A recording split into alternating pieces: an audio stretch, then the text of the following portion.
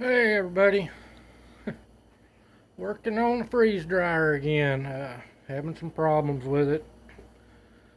There's not really a lot of information out there, and going through the Harbor Sprite, Harbor Harvest Right. Customer service is a nightmare, if you ask me.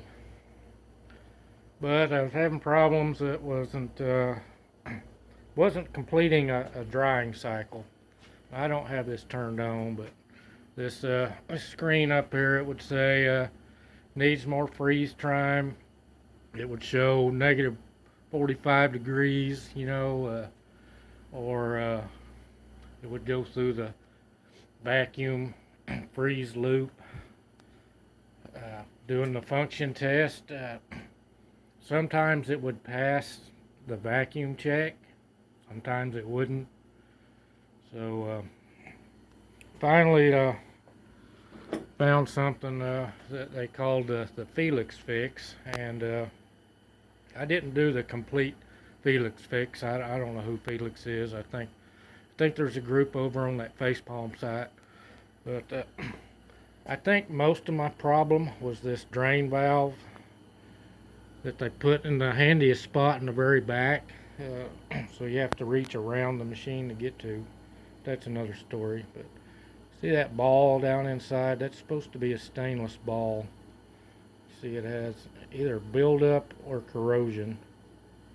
And I'm sure this is made in the land of almost right. But I changed it with another one made in the land of almost right, but with a bigger handle.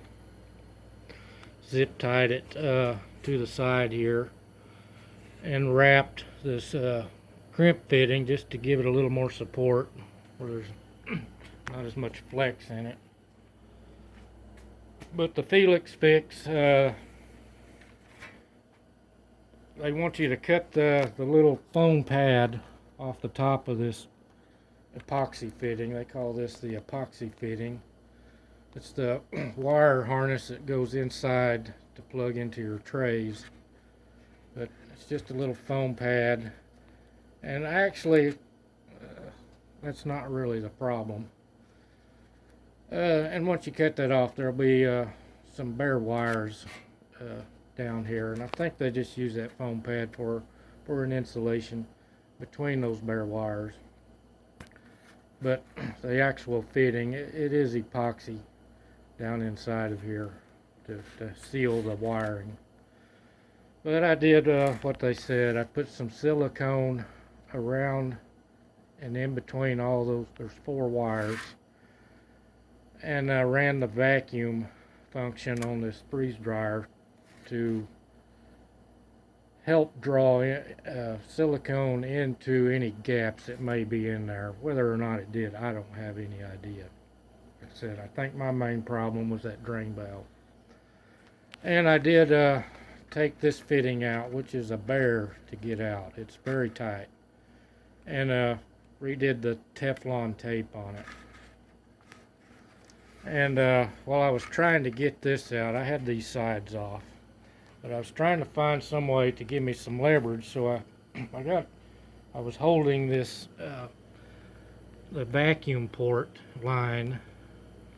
I was trying to hold that so I could get some leverage to turn this nut. And this fitting moved. And it wasn't all that tight, but this thing worked for a long time. I've ran a lot of things through it, but there's an O-ring in these older units. If you have a 2-piece with this nut on it, there's an O-ring on the end of this fitting. And this is the O-ring, exactly what it looked like when I took that fitting loose. You can see it was cut in the installation process, but it functioned for a long time. But I did replace that. I also redid the threads on your vacuum sensor. This is your vacuum sensor. You get your temperature, your chamber temperature through these 2 small wires that goes to your board, your relay board. and it's actually this one right here. You see those see those wires? That's where you get your temperature for your chamber, your heating pads and everything in there. But I haven't ran this through a drying cycle. I did run it through the function test. These older units still have that that feature. I don't have it turned on, but I did run it through the function test, and the vacuum went well below their parameters. They say under 500 millitorr. I call it microns. I'm an HVAC guy from past times. We used microns, not millitorr. But before, it would just barely pass, and that was after running this for 30 minutes in the freeze cycle, or an hour, and then running the vacuum for 30 minutes. It would get to like 475, maybe 498. So when I ran it through this function test, it went down to 148. But anyway, like I said, I think my main problem was the drain valve. I did run this through a vacuum and sprayed the soapy solution around all the fittings to try to pull in moisture and see if it changed on your screen, if your millitorrs would rise rapidly, which mine would not. It would rise up a few, come back down, go up one or two, come back down. So it wasn't a very good test.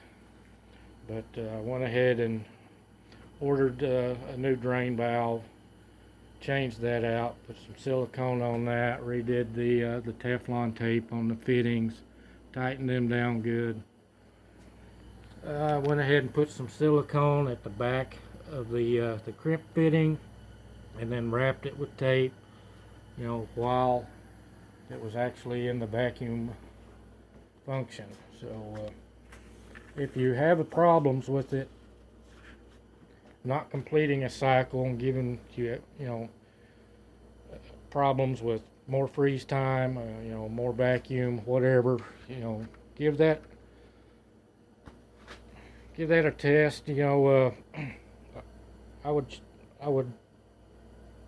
recommend, the first thing, drain valve.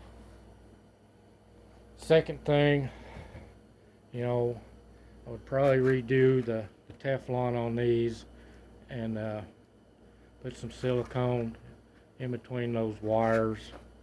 If you want to, check the O-ring if it's an older unit on your vacuum port. But that was the problems I was having. Like I said, I'm going to freeze some bananas, and I've peeled some bananas. Already got them in the freezer, but just an average size banana. It takes approximately 4 of them to fill up a medium tray.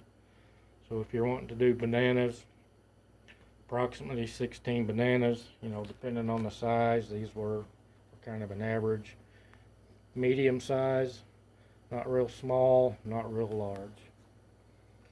But I've got to get those frozen. I usually pre-freeze all of my trays, but I know with the updates they've got, they've changed some of the functions. They used to, you would hit start, it would be frozen, or not frozen. Well, they've removed that option. Now, when you can do a little bit of customization on how you dry, but seems like the more they do, the worse things get. Like everything else, they're always looking for a solution to a problem, that's not there.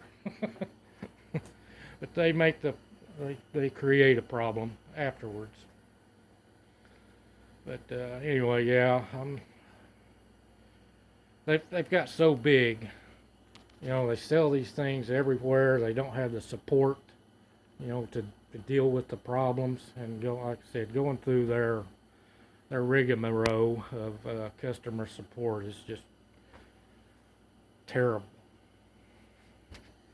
We'll catch y'all later.